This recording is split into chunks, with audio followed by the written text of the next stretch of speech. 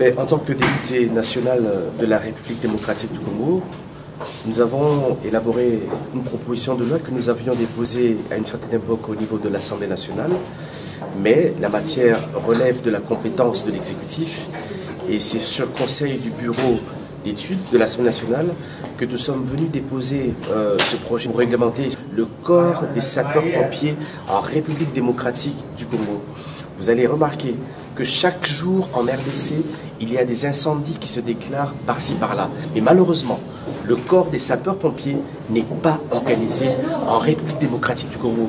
Il est inacceptable d'avoir une ville comme Kinshasa qui n'a que 9 camions anti-incendie et 5 camions sont en panne. Et tous les 4 camions anti-incendie se retrouvent à la Goumbé. Mais alors, quand un incendie se déclare au niveau de Massina ou au niveau de Malueka, qu'est-ce qu'on fait avec tous ces embouteillages? Donc, par ce projet de réglementation, nous disons clairement qu'il faudra aujourd'hui initier une école des sapeurs-pompiers en République démocratique du Congo et voir comment installer des antennes de sapeurs-pompiers dans toutes les communes de Kinshasa, mais aussi dans tous les territoires. Voilà un petit peu le pourquoi de notre présence ici, chez le vice-premier ministre, ministre de l'Intérieur, Peter Kazadi. Je pense qu'il a énormément apprécié et il nous a mis en contact avec ses conseillers, son Dirkaba, qui prendra contact avec nous et on va essayer d'évoluer.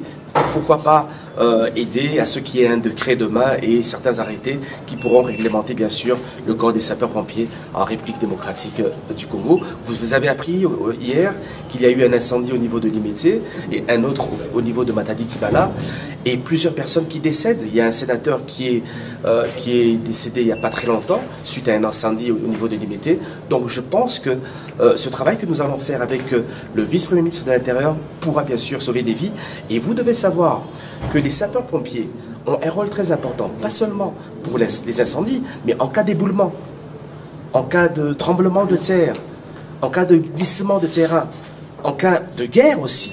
Les sapeurs-pompiers sont là bien sûr pour aider et soulager les peines des populations.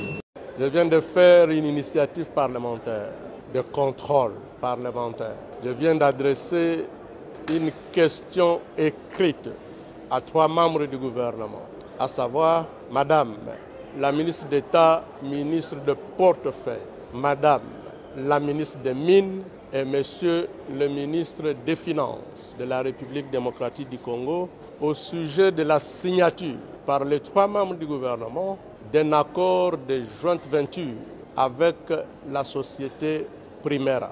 La société Primera est une société de droit des Émirats arabes unis. Au terme de cet accord, il est indiqué que la société Primera et la République démocratique du Congo créent ensemble des sociétés Primera RDC.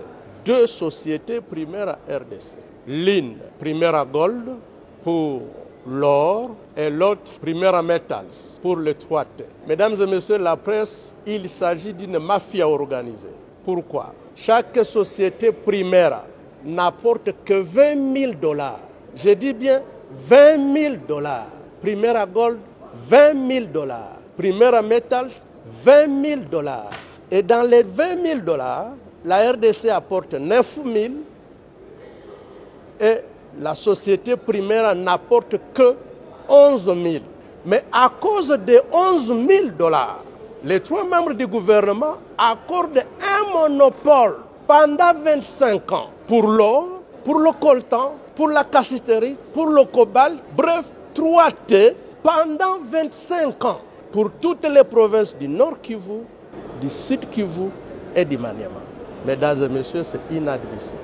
Maintenant, en termes d'obligation, la République démocratique du Congo s'engage à engager la société Sakima, qui est propriétaire de tous ces gisements, à signer un accord avec la société Primera pour 25 ans, en sorte que, à raison de seulement 11 000 $, Primera soit la seule société à pouvoir commercialiser l'or congolais, soit la seule société à pouvoir commercialiser le coltan, le cobalt, la cassiterite pendant 25 ans.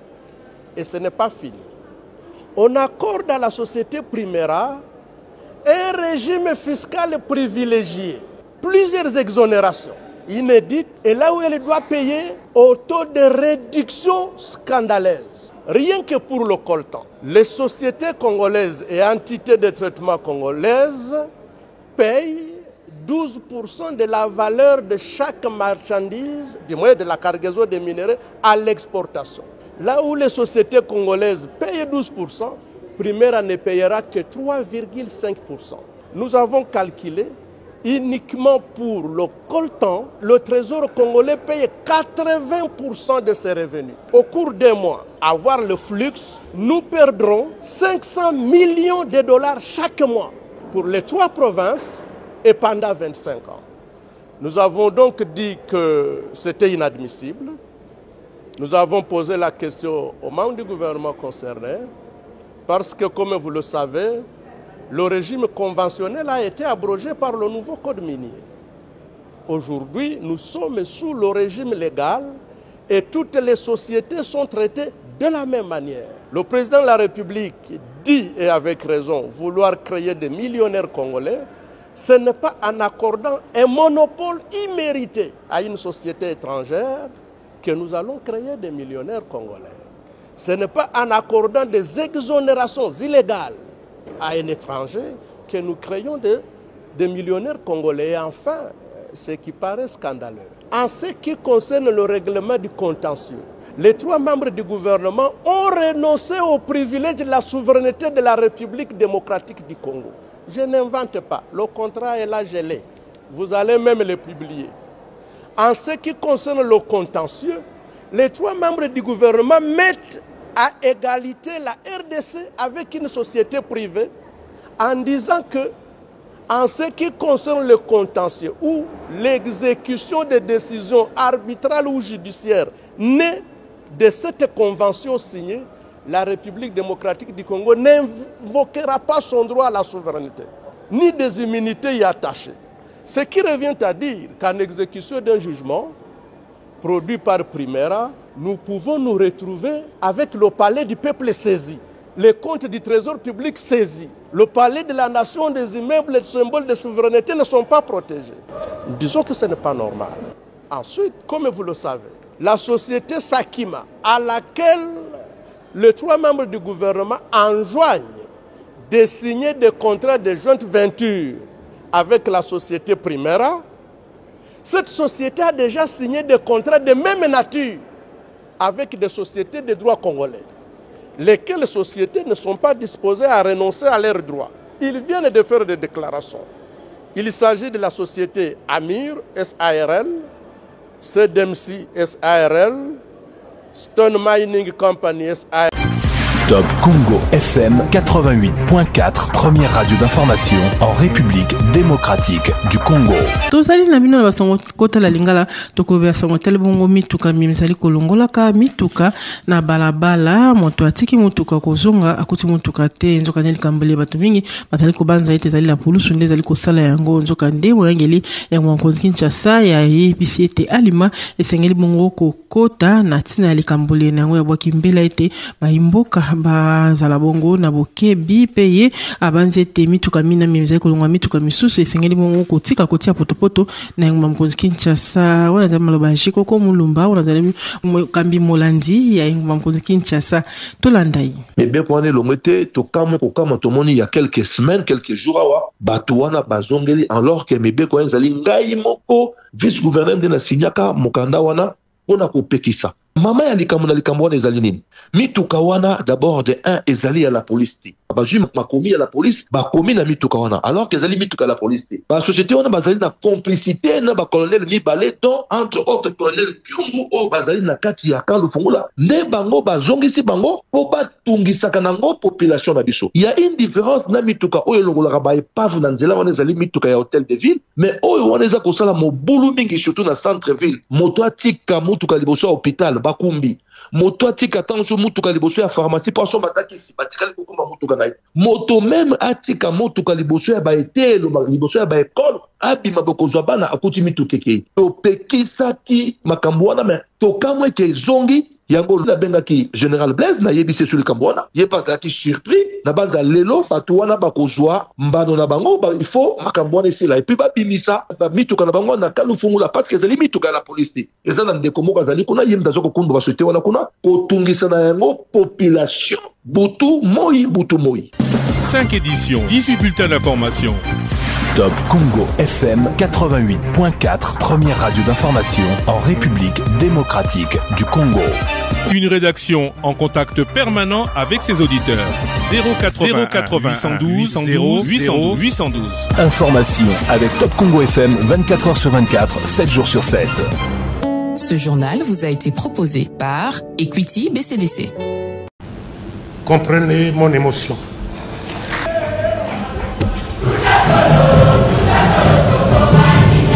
« 24 avril 1990.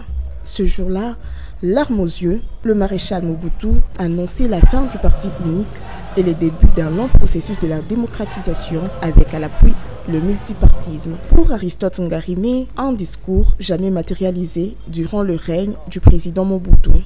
Il a tenu un discours à la suite de pressions internes et externes. C'est ainsi qu'il avait tenu ses discours. Mais il n'a jamais matérialisé cette démocratie. Pour preuve, de 1990 à 1997, nous avons eu la plus longue transition de notre pays, bien qu'il avait tenu ses discours.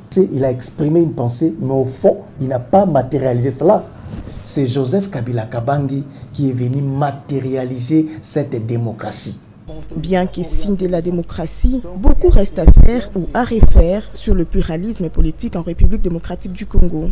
Quand Mobutu a tenu le discours le 24 avril 1990, il a autorisé seulement 3 partis politiques à fonctionner. Ce n'était pas une ouverture intégrale. Au départ, c'était 3 partis politiques. Et plus tard, il a décrété le multipartisme, c'est-à-dire qu'on pouvait avoir autant de partis politiques. Maintenant, ce qu'il faut retenir, d'une part, c'est une facture qu'il faut payer pour consolider la démocratie.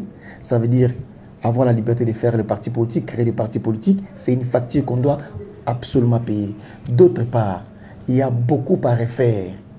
Il y a des partis aujourd'hui, on se pose la question si réellement c'est un parti national. C'est une ONG, c'est une fondation, c'est une ASBEL ou c'est réellement un parti politique. Donc, la raison d'être de certains partis politiques n'existe pas. Donc, il faut organiser ce secteur. Même la Chine, qui a plus de population au monde, n'a pas au-delà de 10 partis politiques. Alors, question, que faire pour consolider la démocratie en République démocratique du Congo? Il faut avoir des dirigeants qui incarnent le valeur démocratique. Des dirigeants qui respectent la volonté du peuple. Donc, vous ne pouvez pas être un démocrate si vous ne cultivez pas cet esprit au départ. Il faut que nous puissions cultiver, c'est une culture, c'est une vie. La vie démocratique, la tolérance, la liberté d'expression, le multipartisme, le respect des droits de l'homme. Ça, c'est une culture qu'on doit intérioriser.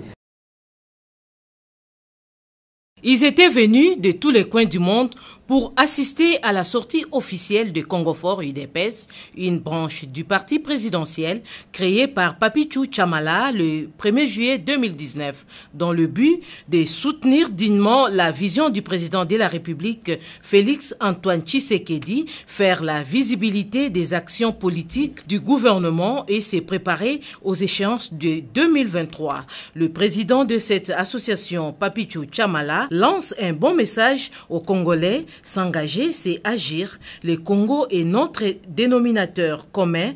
Travaillons ensemble à la reconstruction de la République démocratique du Congo. Paris, vous êtes venus de l'Afrique, de l'Amérique, ici en Europe, de l'Angleterre, je vois mon frère, de la Belgique, ici en France. Vous avez parcouru les rues de Paris jusqu'à arriver ici, au 17 rue de l'Arcade, Paris 8e arrondissement, pour cet événement de la sortie officielle du mouvement Congo. Pour le Congo, c'est ça les sauts patriotiques que nous cherchons. Nous devons nous unir, gardons cette dynamique. En Europe ici, gardons cette dynamique. Que personne ne vienne nous troubler. Les divisions, ils seront là.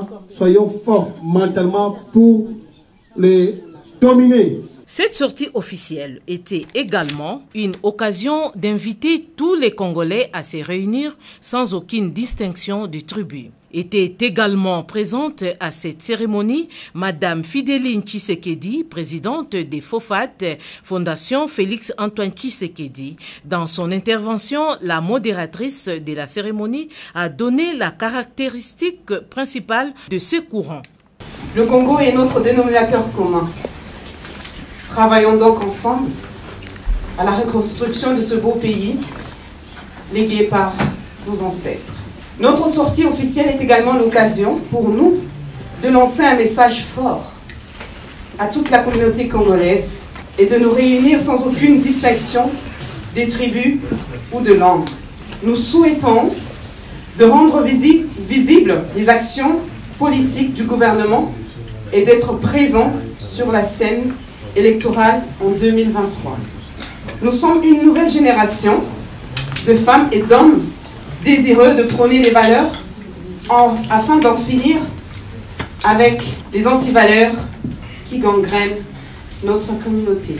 Congo Fort, un courant de plus qui vient joindre sa voix à celle de toutes les associations qui œuvrent pour la visibilité du travail de reconstruction que Félix Antoine Tshisekedi entreprend pour le progrès et le bien-être de la République démocratique du Congo. Les armes sans condition. Il s'agit de Codeco, il s'agit de Zaïre, il s'agit de FRPI, il s'agit de Tshinyakilima déposer les armes. On en a marre, on a tout détruit, on a tué nos enfants, nos frères pour rien. Il est temps de nous unir pour bâtir la paix et travailler au développement de notre riche province Ituri.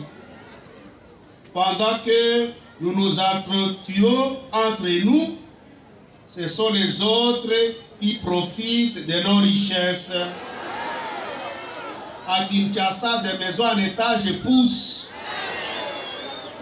De l'Ituri, 60, 100 véhicules montent sur les bateaux pour aller à Kinshasa.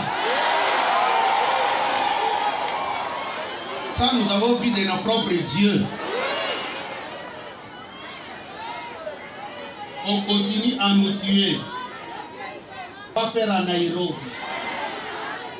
C'est ici, à Bunia, que Codeco, Tshinyakilima, Zaïre, FF devraient se réunir pour dire nous jetons les armes. Pas aller à Nairobi, ça n'apporte rien. Réveillons, nous ne dormons pas. Levez-vous avec des armes pacifiques. Pas les armes de guerre, mais vous-même parlez et agissez. Alors nous aurons la paix et le développement chez nous. Chers frères et sœurs, que ce jour soit le témoin de notre détermination à faire échec à tout projet de diviser notre pays pour des intérêts étrangers, non à la balkanisation, non. Nous devons faire échec. Les Chinois sont pleins à la région minière, creusent de l'or. Mais l'argent part où? Fait quoi? Notre gouvernement doit prendre ses responsabilités en main. Le gouvernement national, tout comme provincial, doit prendre ses jusqu'à Mongouane. L'argent sert à quoi?